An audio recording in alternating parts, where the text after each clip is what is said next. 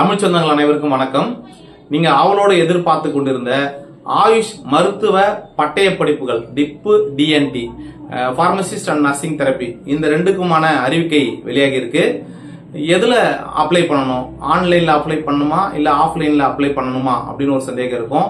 நீங்க ஸ்பெஷல் கேட்டகரியில பண்ணலாமா பண்ணக்கூடாதா, ஃபீஸ் எவ்வளவு இருக்கும், யாரெல்லாம் அப்ளை பண்ணலாம், எலிஜிபிலிட்டி மார்க்ஸ் என்ன, நீங்க எங்க போய் பார்க்கணும், எப்படி அப்ளை பண்ணணும், இப்படி உங்களுடைய எல்லா சந்தேகங்களுக்குமான ஒரே தீர்வு தான் இந்த வீடியோ.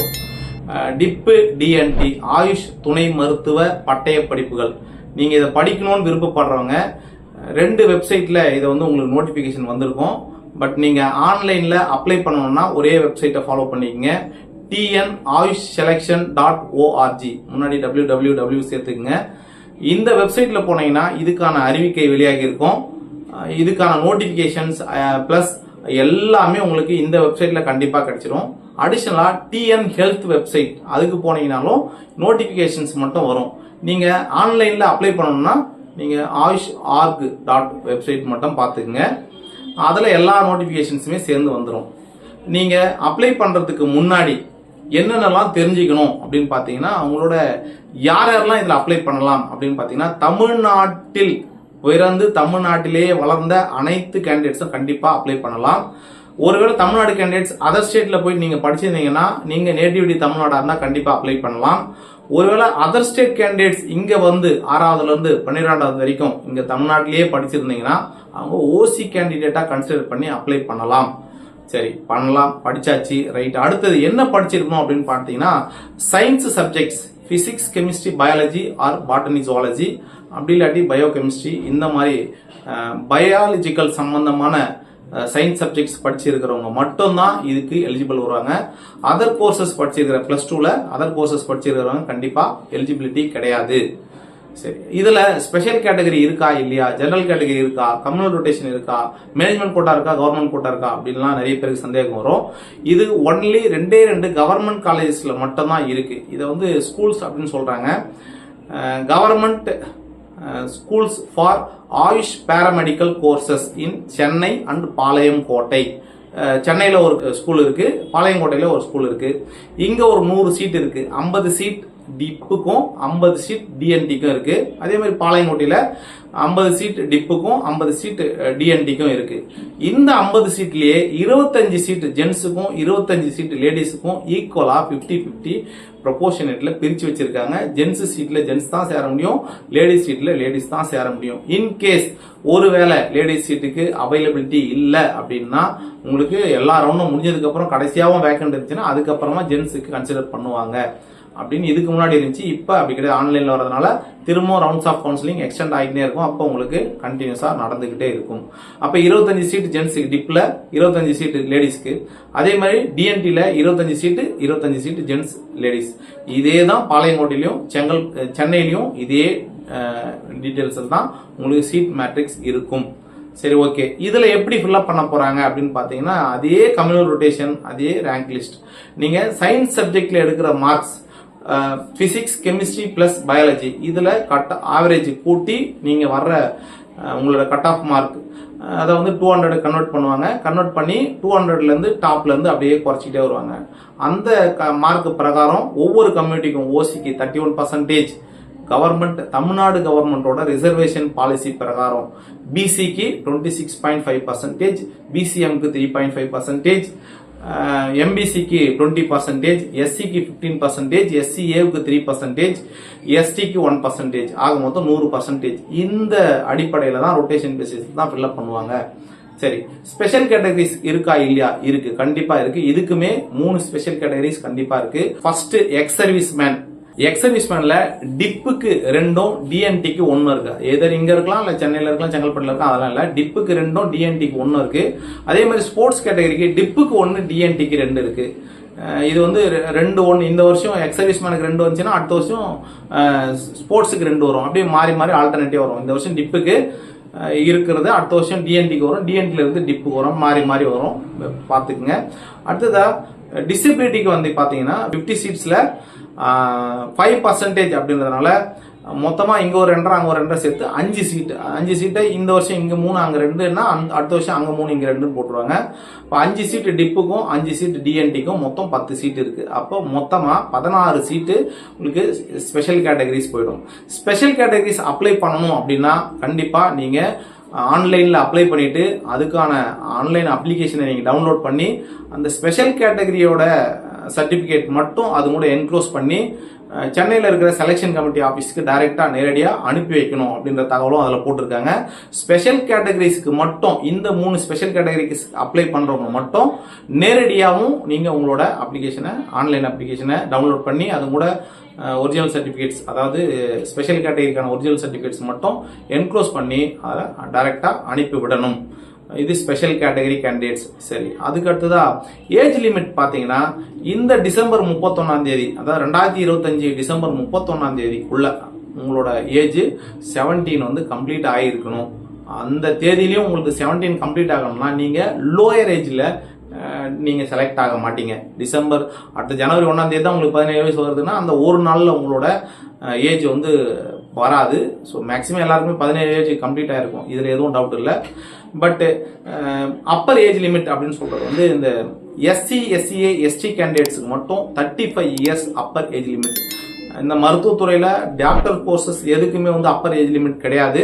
பட் இந்த டிப்ளமோ கோர்சஸ்க்கு மட்டும் அப்பர் ஏஜ் லிமிட் அதர் கேட்டகரிஸ்க்கு 30, எஸ்சி எஸ்சிஏ எஸ்டிக்கு மட்டும் 35 ஏஜ் லிமிட் இருக்கு. அப்பர் ஏஜ் லிமிட் கண்டிப்பா இருக்கு. ஸோ இந்த ஏஜுக்குள்ள இருக்கிறவங்க நீங்க டிப்பு டிஎன்டிக்கு அப்ளை பண்ணலாம். சரி, அடுத்ததா டிப்பு டிஎன்டி எத்தனை வருஷம் கோர்ஸ் அப்படின்னு பாத்தீங்கன்னா 2.5 வருஷம். இந்த கோர்ஸ் படிச்சுட்டு நீங்க அங்க போய் நர்சிங் பண்ணலாமா, அதாவது எம்பிபிஎஸ் மாதிரி அலோபதி சைட்ல போய் பண்ணலாமான்னா பண்ண முடியாதுங்க. இங்க படிக்கிறவங்க பார்மசிஸ்ட் அப்படின்றது இன்டகிரேட்டட் பார்மசிஸ்ட் அப்படின்னு சொல்லுவாங்க. அப்படின்னா இந்த மருத்துவத்துறையில இருக்கிற சித்தா, ஆயுர்வேதா, யுனானி, ஹோமியோபதி மற்றும் யோகா நேச்சுரோபதியில் இருக்கிற மருந்துகளை கொடுக்கறதுக்கு மட்டும்தான் இந்த பார்மசிஸ்ட் கோர்ஸ். ஸோ இந்த துறையில இருக்கிற வேகன்சிஸ்க்கு மட்டும் தான் நீங்க செலக்ட் ஆக முடியும். இதே மாதிரி நீங்க வெளியில பிரைவேட் காலேஜஸோ பிரைவேட்ல ஹாஸ்பிட்டல்ஸோ இருந்தா அங்க நீங்க இதுக்கான வேலையை பார்க்கலாம். பட் இந்த கோர்ஸ் படிச்சா இந்த துறையில மட்டும்தான் வேலை பார்க்க முடியும். அதே மாதிரிதான் நர்சிங் தெரபிஸ்டும் இந்த கோர்ஸ் படிச்சுட்டா இந்த கோர்ஸ் இருக்கிற இடங்கள்ல மட்டும்தான் நீங்க இந்த போஸ்டிங்கான வேலை பார்க்க முடியும் அப்படின்ற தகவலையும் சொல்லிக்கிறேன். அடுத்ததா ஃபீஸ் டீடைல்ஸ் பாத்தீங்கன்னா டிப்ளமோ இன் இன்டகிரேட்டட் பார்மசிஸ்ட் படிக்கிறதுக்கு பர் இயருக்கு 3600 rupees நீங்க இயர்லி ஃபீஸ் கட்டுற மாதிரி இருக்கும். இதுவே நர்சிங் தெரபி படிக்கிறதுக்கு 7200 rupees பர் இயருக்கு நீங்க கட்டுற மாதிரி இருக்கும். சரி, ஜாயின் பண்ணிட்டீங்க, காலேஜ் போகணும். பட் உங்களுக்கு காலேஜ் போனதுக்கு அப்புறம் பிடிக்கல, நான் வந்து ஏதோ என்னோட ரீசன் எங்க அப்பா இல்ல, அது இல்ல, சேலரி இல்ல, சம்பளம் இல்ல, ஏதோ தெரியாம வந்து ஜாயின் பண்ணிட்டேன் அப்படின்னு நீங்க டிஸ்கன்டினியூ பண்ணீங்கன்னா, ஜாயின் பண்ணிட்டு டிஸ்கன்டினியூ பண்ணீங்கன்னா 10,000 rupees பெனால்ட்டி. நீங்க கட்டின காசுமே திருப்பி கிடைக்காது. நீங்க அந்த கோர்ஸுக்கு கட்டின காலேஜஸ்க்கான அமௌண்ட் திருப்பி தர மாட்டாங்க. பிளஸ் நீங்க 10,000 rupees பெனால்ட்டி கவர்மெண்ட்டுக்கு கட்டிட்டு போற மாதிரி இருக்கும். அந்த ஒரு சீட்டு அதோட அந்த வருஷம் ஃபுல்லா 2 வருஷத்துக்குமே வேஸ்டா போகும். 2.5 வருஷம் கோர்ஸ் இது, அந்த 2.5 வருஷமே வேஸ்டா போகும். 2 years உங்களுக்கு கோர்ஸ் இருக்கும், half years ட்ரைனிங் அப்படின்னு சொல்லி உங்களுக்கு கவர்மெண்டோட ஹாஸ்பிட்டல்ஸ்லேயே கொடுத்துருவாங்க. ஸோ 2.5 வருஷம் முழுசா இந்த கோர்ஸ். இதுக்கான ஃபீஸ் நீங்க அப்ளிகேஷன் போடும்போது முதல்ல 350 ரூபாய் அப்ளிகேஷன் காஸ்ட் போடணும். இது எல்லா கம்யூனிட்டிஸுக்கும் 350 ரூபாய் கம்பல்சரி கட்டணும். எஸ்சி எஸ்சிஏ எஸ்டி கேண்டிடேட்ஸ் மட்டும் அப்ளிகேஷன் காஸ்ட் ஃப்ரீயா நீங்க அப்ளை பண்ணலாம். உங்களுக்கு அந்த எந்த விதமான அப்ளிகேஷன் காஸ்டும் கிடையாது. இது அடுத்ததா ஆன்லைன் ப்ராசஸிங் ஃபீஸ். நீங்க சாய்ஸ் ஃபில்லிங் பண்றதுக்கு முன்னாடி ஆன்லைன் ப்ராசஸிங் ஃபீஸ்னு சொல்லி எல்லா கம்யூனிட்டிஸுமே, இது வந்து யாருக்குமே கிடையாது, எஸ்சி எஸ்சி எஸ்டி கூட எதுவுமே கிடையாது. 350 ரூபாய் எல்லாருமே கம்பல்சரி பே பண்ணணும். நீங்க சாய்ஸ் ஃபில்லிங் பண்றதுக்கு முன்னாடி 3600 rupees நீங்க பே பண்ணணும். அடுத்ததா நீங்க டவுன்லோட் பண்ணும்போது, உங்களோட அலாட்மெண்ட் ஆர்டர் டவுன்லோட் பண்ணும்போது எக்ஸ்ட்ரா ஒரு 3600 rupees இந்த டிஎன்டி படிக்கிறவங்க மட்டும் கட்டி எடுக்கணும். டிஐபி படிக்கிறவங்க அந்த 3600 rupees அது மட்டுமே போதும், எக்ஸ்ட்ரா ஃபீஸ் கட்ட தேவையில்லை. ஏன்னா 3600 ரூபாய் தான் பார்மசிஸ்டுக்கு, 7200 ரூபாய் நர்சிங் தெரப்பிக்கு. இதுக்கு இன்னும் கொஞ்சம் ஃபீஸ் இன்க்ரீஸ் பண்ண சொல்லி கவர்மெண்ட் வந்து ஒரு ஆர்டர் வந்து அதுக்கான லெட்டர் அனுப்பியிருக்காங்க. 8000 rupees மேபி இன்க்ரீஸ் ஆகலாம் அப்படின்றதும் இந்த ப்ராஸ்பெக்டஸ்ல தகவலா கொடுத்துருக்காங்க. ஸோ இப்போ போன வருஷம் இருக்கிற அமௌண்ட்டை 3600 rupees டிஐபிக்கு டிஎன்டிக்கு 7,200 rupees. இது மேபி ரெண்டுத்துக்குமே சேர்த்து 8,000 rupees இன்க்ரீஸ் ஆகலாம். சரி, காலேஜ் சேர்ந்தாச்சு, ஃபீஸ் கட்டியாச்சு, எல்லாம் ஓகே. ஹாஸ்டல் ஃபெசிலிட்டிஸ் அப்படின்னு பார்த்தீங்கன்னா இந்த கோர்சஸ்க்கு மட்டும் ஹாஸ்டல் ஃபெசிலிட்டிஸ் இது வரைக்கும் 2 காலேஜஸ்லுமே எங்கேயுமே கிடையாது. நீங்க லேடிஸா இருந்தாலும் சரி, ஜென்ஸா இருந்தாலும் சரி, நீங்க உங்களோட ஓன் காஸ்டில் தான் ஹாஸ்டல் அரேஞ்ச்மெண்ட்ஸ் பண்ணிக்கணும் இந்த 2.5 வருஷத்துக்கும். அதுக்கு தனியாக ஹாஸ்டல் வந்து ஒதுக்கி தர மாட்டாங்க, அதுக்கான காசுமே தர மாட்டாங்க. நீங்க தான் என்ன பண்ணணும், ஹாஸ்டல் அரேஞ்ச் பண்ணிக்கணும், இல்லை ரிலேஷன் வீட்டில் எங்கே கிடைக்குதோ அந்த இடத்துல நீங்கள் தங்கி படிக்கிற மாதிரி இருக்கும். ஸோ இவ்வளோதாங்க. இதுக்கப்புறம் முக்கியமான டீட்டெயில்ஸ்ன்னு பார்த்தீங்கன்னா, காலேஜ் நீங்கள் சேர்ந்துட்டீங்க, சேர்ந்ததுக்கு அப்புறம் 1 இயர்க்குள்ளே நீங்கள் ஃபர்ஸ்ட் இயர் முடிச்சாகணும். அப்படி முடிக்க முடியலன்னா அடுத்த 1 இயர் 2 இயர்ஸ் மட்டும் உங்களுக்கு டைம், 1 இயர் எக்ஸ்ட்ரா டைம் கொடுப்பாங்க. அந்த வருஷத்துலேயும் உங்களால் முடிக்கணும்னா உங்களை டிஸ்கண்டினியூ பண்ணிடுவாங்க. ஸோ அதனால் இந்த கோர்ஸ் ஜாயின் பண்ணிட்டு யாராவது மேரேஜ் பண்ணிக்கணும், இல்லை ப்ரெக்னன்சி இந்த லீவ் போட்டுக்கலாம் அப்படின்னு சொல்லிலாம் யாராவது நினச்சிருந்தீங்கன்னா கண்டிப்பாக மெட்டர்னிட்டி லீவ்லாம் அலோவ் பண்ண மாட்டாங்க. நீங்கள் அட் எனி காஸ்ட் கண்டினியூ பண்ணியே ஆகணும். அப்படி இல்லாட்டி ஃபர்ஸ்ட் இயர் முடிக்கிறதுக்கு ஒரு 1 இயர் மட்டும் எக்ஸ்டெண்ட் பண்ணி கொடுப்பாங்க. அதான் டபுள் த இயர்ஸ். 2 வருஷத்துக்கு மேலே போச்சுன்னா உங்களை டிஸ்கண்டினியூ பண்ணி அனுப்பிச்சிடுவாங்க. ஸோ இவ்வளவு தகவல்களும் ப்ராஸ்பெக்டஸில் இருக்குது. இதை தாண்டி நிறைய முக்கியமான தகவல்கள்லாம் இருக்குது. ஸோ நீங்கள் ப்ராஸ்பெக்டஸை படித்து பாருங்கள். ஏதாவது சந்தேகம் இருந்தால் எனக்கு கமெண்ட் செக்ஷனில் கமெண்ட் பண்ணுங்கள். இப்போதைக்கு இது இன்ட்ரோடக்ஷன் டு உங்களுக்கு நோட்டிஃபிகேஷன் வந்திருக்கு. நீங்கள் ஆன்லைனில் தான் அப்ளை பண்ண போகிறீங்க. ஆன்லைனில் தான் எல்லா கவுன்சிலிங்குமே நடக்க போகுது, accept special categories.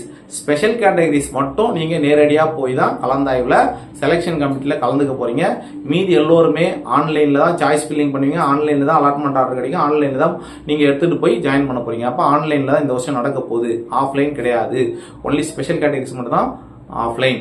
So notification வெளியாக இருக்குது, நீங்கள் அப்ளை பண்ண போகிறீங்க. உங்களுக்கு குறிப்பிட்ட வீக்ஸ் பார்த்தீங்கன்னா ஒன்லி 14 to 15 days மட்டும்தான் கொடுத்துருக்காங்க. ஸோ நீங்கள் இந்த தேதிக்குள்ளே அப்ளிகேஷன் போட்டுருங்க. இது வரைக்கும் யாரெல்லாம் அப்ளை பண்ணாமல் இருக்கிறீங்க எல்லாருமே இந்த கோர்ஸ்க்கு அப்ளை பண்ணலாம். இதுக்கு முக்கியமாக இன்னொரு விஷயம் பார்த்தீங்கன்னா, இங்கேயும் சரி இல்லை அலோபதி சைட்லேயும் சரி, பேராமெடிக்கல் கோர்சஸ்க்கு நீட் கிடையாது. ஸோ அதனால் நீட்டு இல்லாதவங்க, நீட் மார்க் கம்மியானவங்க எல்லாருமே இதுக்கு அப்ளை பண்ணலாம். மருத்துவத்துறையில் ஏதாவது ஒரு வேலை பார்க்கணும், ஒரு சர்வீஸ் பண்ணணும் அப்படின்னு நினைக்கிறவங்க எல்லாருமே இந்த துறையை, இந்த கோர்ஸுங்களை அப்ளை பண்ணி படித்து அதில் ஒரு நல்ல போஸ்டிங் வாங்கி மருத்துவத்துறையில் சாதிக்கலாம். உங்களுடைய கனவுகள் அனைத்தும் மெய்ப்பட என் நெஞ்சம் நிறைந்த வாழ்த்துக்கள். நன்றி.